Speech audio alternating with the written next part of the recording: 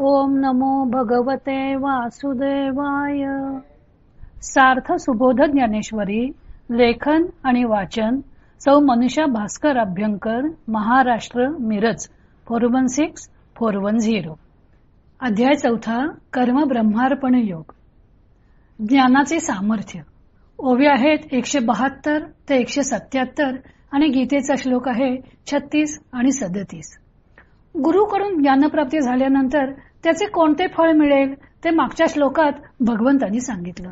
आता या ज्ञानाचे सामर्थ्य या व पुढच्या अशा 2 श्लोकात सांगणार आहेत. श्लोक 36.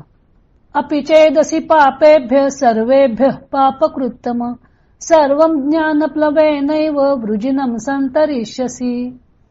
सर्व पापी माणसांमध्ये अत्यंत पाप करणारा जरी तू असलास तरी ज्ञानरूपी नौकेने सर्व पातकातून तू तरून जाशील. श्लोक 37. यथैधांसि समिद्धोऽग्निर्भस्मसात् कुरुते अर्जुन ज्ञानाग्नि सर्व कर्माणि भस्मसात् कुरुते तथा. हे अर्जुना, प्रज्वलित केलेला अग्नी जसा काष्ठांचे भस्म करून टाकतो तसा ज्ञानरूपी अग्नी सर्व कर्मांना भस्म करून टाकतो. जरी कल्मशांचा आगरू तू भ्रांतीचा सागरू व्यामोहाचा डोंगरू होऊन अससी. तू पापांचे आगर, भ्रांतीचा सागर किंवा व्यामोहाचा म्हणजे मनाच्या घोटाळ्याचा डोंगर जरी असलास तरी ज्ञानशक्तीचे निपाडे हे आघवेची गात होकडे ऐसे सामर्थ्य असे चौखडे ज्ञानी. तरी ज्ञानशक्तीच्या पुढे बाबा हे सगळे काहीच नाही असे या ज्ञानाच्या अंगी निर्दोष सामर्थ्य आहे.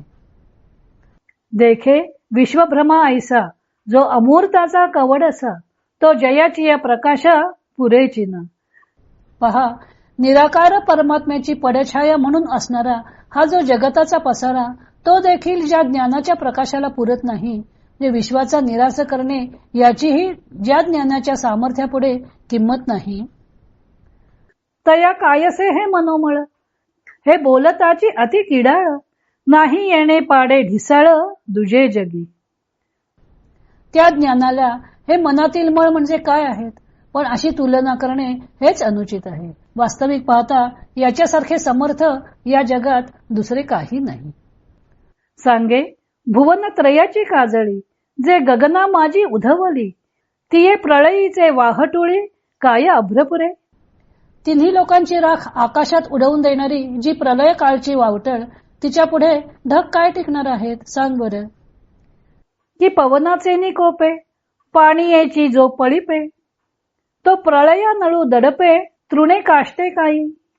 अथवा वाऱ्याच्या क्षोभाने जो प्रलय काळचा अग्नी केवळ पाण्याने पेटतो तो गवत व काष्टे यांनी दबेल का. भगवंतांनी मागच्या श्लोकात ज्ञानाचे फलित सांगितले की ज्ञानप्राप्तीमुळे तू सर्व काही आत्मरूप पाहशील. आता ह्या ज्ञानाचे सामर्थ्य वर्णन करताना म्हणतात की हे अर्जुना, तू जरी पातकांची रास असलास तरी सुद्धा तू या ज्ञानरूपी नौकेने पापरूपी सागरातून चांगल्या प्रकारे तरून जाशील. मोहनाश, आत्मौपम्य बुद्धी म्हणजेच सर्व प्राणीमात्रांच्या ठिकाणी ईश्वर विषयक बुद्धी किंवा सर्व प्राणीमात्र आत्मस्वरूप पाहणे ही तर या ज्ञानाची फले आहेतच. पण याचे सामर्थ्य असे आहे की तू जरी पापाचा समुद्र असलास तरी सुद्धा या ज्ञान नौकेने तरून जाशील. अर्जुनाला जे भीष्म व गुरु द्रोणांच्या वधाचे पातक लागेल असे वाटत होते त्यासाठी श्रीकृष्ण सांगत आहेत की कितीही मोठे पाप असले तरी ह्या ज्ञानाच्या बळावर त्यातून पार पडता येईल. या श्लोकात पापाला समुद्राचा व ज्ञानाला नौकेचा दृष्टांत दिलेला आहे. या दृष्टांताने सर्व प्रकारची कर्मे म्हणजे प्रारब्ध, संचित व क्रियमाण अशा सर्व पापातून तरून जाता येतं असं सांगितलेलं आहे. पुढच्या श्लोकात भगवंत सांगतात की ज्याप्रमाणे प्रज्वलित अग्नी सर्व लाकडे भस्मसात करून टाकतो त्याप्रमाणे ज्ञानरूपी अग्नी सर्व कर्मांचा निशेष नाश करून टाकतो. या दृष्टांताने भगवंतांनी सर्व संचित कर्मांचाही नाश होतो असे सांगितलं आहे. सर्व प्रकारची लाकडे एकदा अग्नीत धडाधड पेटू लागली की शेवटी सगळ्यांचे राखेत रूपांतर होते. मग त्यातून एखाद्या विशिष्ट लाकडाची राख निवडता येत नाही. त्या लाकडांचे मूळ रूप सर्व प्रकारे नष्ट झालेले असते. त्याप्रमाणे सर्व प्रकारची कर्मे या ज्ञानरूप अग्नीत नष्ट होऊन जातात. कर्मे फळं देणारी असतात, पण सर्व कर्मे एकाच वेळी फलोन्मुख होत नाहीत. काही आता फळतात तर काही भविष्यात फळणारी असतात, काही साठून राहिलेली असतात. अशी सर्वच कर्मे ज्ञानरूप अग्नीत नष्ट होतात. त्याची फळे भोगावी लागत नाहीत. श्री व्यासांनी पाप हे एकच पद वापरलेलं आहे. ज्ञानदेवांनी पाप या एका शब्दाकरता कल्मश, भ्रांती आणि व्यामोह असे 3 शब्द वापरलेले आहेत व त्यावर अनुक्रमे आगर, सागर आणि डोंगर अशी 3 रूपक केलेली आहेत. अर्जुनाला पापाचे भय वाटत होते म्हणून त्यांनी कल्मश हा शब्द वापरला. हे स्वजनांबरोबरचे युद्ध करून स्वजनवधाचे पातक लागेल ह्या भीतीने तो भ्रांतचित्त झालेला होता म्हणून भ्रांत या पदाची योजना केली. तसेच तो धर्मसमूढ चेत झालेला होता. प्रत्ययाला येणारे हे जग हा संसार त्याला खरा वाटत होता म्हणजेच तो भ्रांतचित्त झालेला होता. सांसारिक दुःखाने व्याकुळ झालेला होता. त्या दृष्टीने त्यांनी व्यामोह हे पद वापरलेलं आहे. अर्जुन जरी पापाचे आगर, भ्रांतीचा सागर किंवा व्यामोहाचा डोंगर असला तरी सुद्धा ज्ञानशक्तीपुढे या सर्व गोष्टी पदार्थ आहेत. या ज्ञानाच्या सामर्थ्यापुढे त्यांचा टिकाव लागणार नाही. पुढच्या ओवीत त्यांनी एक सुंदर कल्पना केली आहे. त्यांनी या विश्वभ्रमाला अमूर्ताचा कवड असं म्हटलेलं आहे. मुळात अज्ञजनांना हे जगत हे विश्व म्हणून प्रतीत होत असते, ते विश्व नाहीच आहे. हा विश्वब्रह्म म्हणजे अमूर्ताचा कवडसा आहे. हा जगदाभास ब्रह्माचा अंधुक प्रकाशरूप किरण आहे. दांडेकर प्रतीत कवडसा या शब्दाचा अर्थ पडछाया असा घेतला आहे तो बरोबर वाटत नाही. कवडसा म्हणजे खिडकीतून घरात येणारा सूर्यप्रकाशाचा किरण. सूर्याचा प्रकाश सर्वत्र सारखाच पसरलेला आहे, पण खिडकीतून आत येणाऱ्या कवडशात जेव्हा धुळीचे कण तरंगताना दिसतात त्यावेळी आपल्याला त्या कवडशाची जाणीव होते.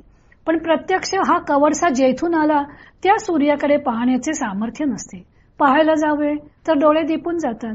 एरवी आपल्याला हवेतले धुळीचे सूक्ष्म कणही दिसत नाहीत, पण प्रकाश दिसतो. पण प्रकाशाची किरणेही दिसत नाहीत. हे विश्व म्हणजे जणू काही त्या अमूर्ताचा कवडसा आहे. त्यात तरंगणारे जीव दिसतात म्हणून ते विश्व आहे असे आपल्याला भासमान होते. पण कवडशाच्या आधारे त्या अमूर्त ब्रह्माचा ठाव ठिकाणा घेणे मात्र अशक्य असतं. त्या अफाट ब्रह्माच्या तुलनेत या विश्वाचे अस्तित्व अगदी क्षुद्र आहे. ज्ञान झाले की तो विश्वाभासही मावळतो आणि म्हणून ज्ञानदेव म्हणतात की ज्ञानाच्या सामर्थ्यापुढे तो अमूर्ताचा कवडसा सुद्धा फिका पडतो. मग या ज्ञानाच्या सामर्थ्यापुढे मनातील दोष ते कसे काय राहतील? ते सहजच नाहीसे होतात. प्रज्वलित अग्नी जसे काष्ठांचे भस्म करून टाकतो त्याप्रमाणे ज्ञानरूपी अग्नी सर्व कर्मे भस्म करून टाकतो. हे भगवंतांचे वचन स्पष्ट करण्याकरता ज्ञानदेवाने 2 भव्योदात्त कल्पना केलेल्या आहेत. सांगे भुवनत्रयाची काजळी जे गगनामध्ये उधवली तिये प्रलयीचे वाहू टळी काय अभ्रपुरे. प्रलयकालच्या अग्नीमुळे त्रैलोक्य जळून खाक झालं व मग प्रलयकालच्या वाऱ्यामुळे ती राख गगनात उडाली. मग त्या प्रलयकालच्या वाऱ्यापुढे मेघ कसा काय टिकाव धरू शकेल?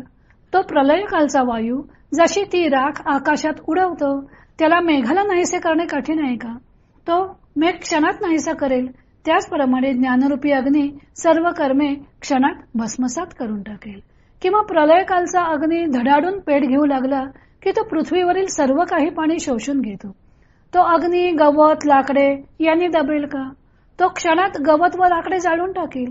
त्याप्रमाणे त्या ज्ञानाग्नीला सर्व कर्मे जाळून टाकणे अवघड नाही.